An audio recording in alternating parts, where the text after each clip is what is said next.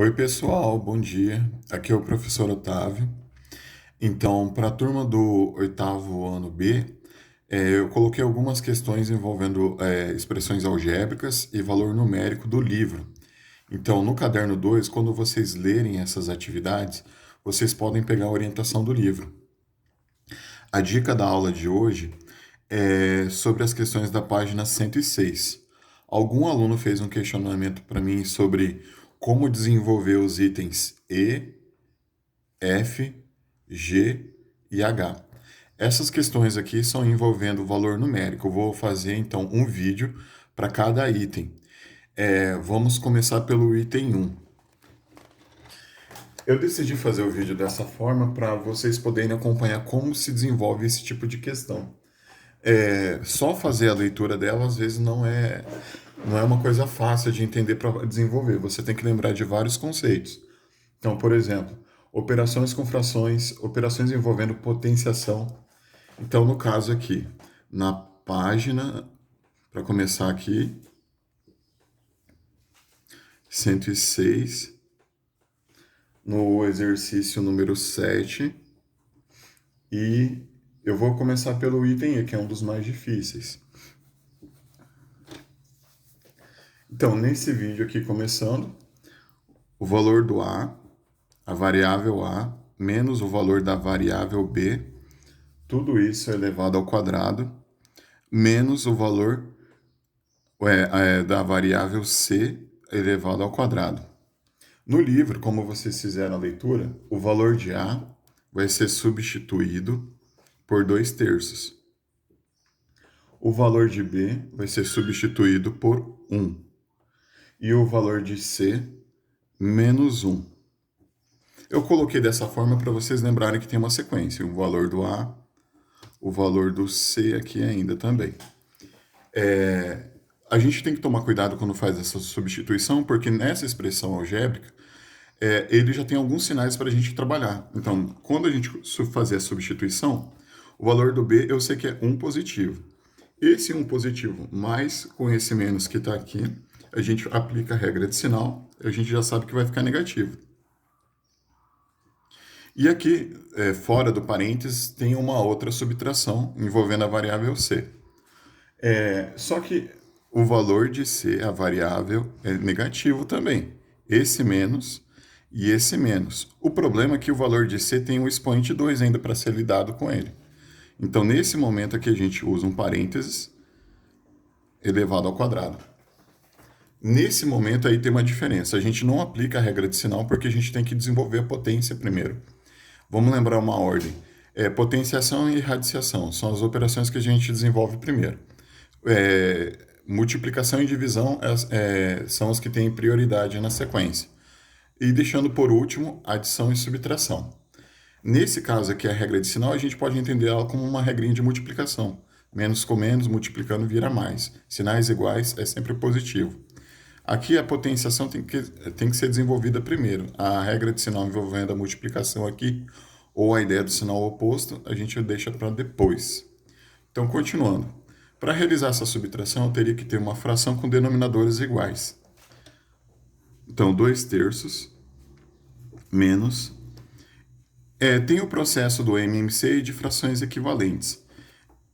O número 1, ele pode ser uma fração 1, colocando o denominador 1. 1 sobre 1. Dessa leitura, eu posso entender o seguinte. Se eu preciso o mesmo denominador aqui, eu estou olhando o denominador 3, essa fração, que representa um inteiro, eu posso usar esse processo de frações equivalentes, multiplicar o numerador e o denominador pelo mesmo número, a gente vai obter, então, 3/3. 3 partes do total de 3. Ele continua representando o número inteiro. Então, a gente vai colocar aqui, substituir o 1 por uma fração que tem o mesmo denominador da primeira fração.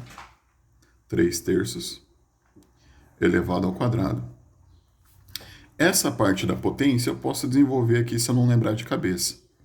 Expoente 2 significa multiplicar dois números, repetir a base duas vezes, dois fatores aqui. Sinais iguais na multiplicação, positivo. 1 vezes 1, 1.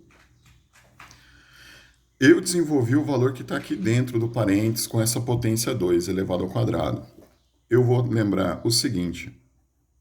Eu preciso ainda do parênteses porque eu tenho uma regra de sinal envolvendo esse sinal de menos aqui fora. Agora eu vou continuar o que eu posso fazer. Nessa fração aqui, tem o mesmo denominador que essa. Repete o denominador 3. A gente faz a subtração com os elementos que está sobrando aqui em cima, o numerador de cada um. Do 2 eu vou tentar tirar 3. Vai sobrar ou vai faltar? Eu já tenho a noção que vai faltar, vai ser um número negativo. E, de novo, eu deixo agora a potência para ser resolvida. A prioridade ali era resolver o que estava dentro do parênteses. A partir de agora, que é onde a gente conhece esse valor, a gente vai desenvolver essa potência. Regra de sinal, menos com mais sinais diferentes é sempre negativo.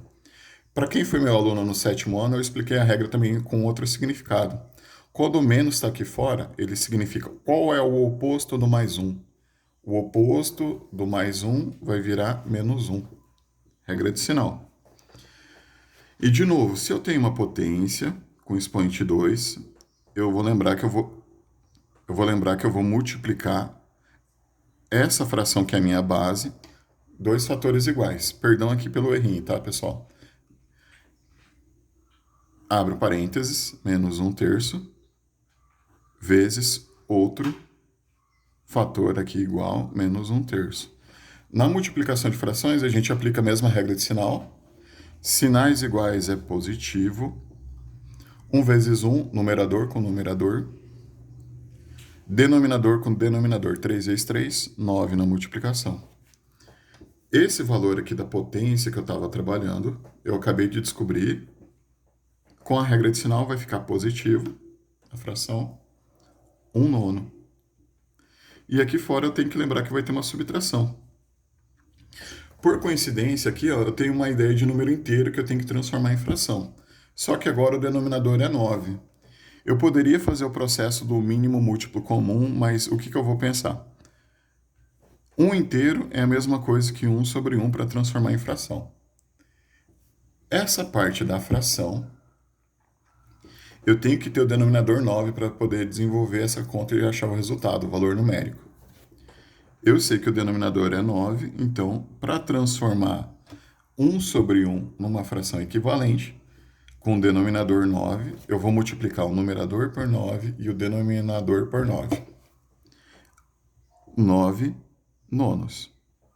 Aí eu vou aplicar essa última ideia aqui. Mais 1 nono.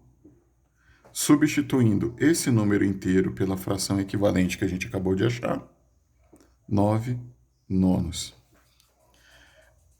Repete o denominador para fazer essa subtração. Eu vou entender que essa fração é um número negativo. O próprio sinal dela, então, está indicando uma subtração. Eu tenho 1 para tirar 9. Vai sobrar ou vai faltar? Pela minha lógica, eu já sei que vai faltar. Então, o resultado é um número negativo.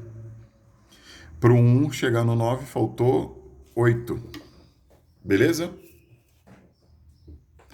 A resposta, menos 8 nonos. Beleza? O que mais? Eu vou dividir as outras questões, um vídeo para cada uma. Tá ok? Obrigado por ter assistido.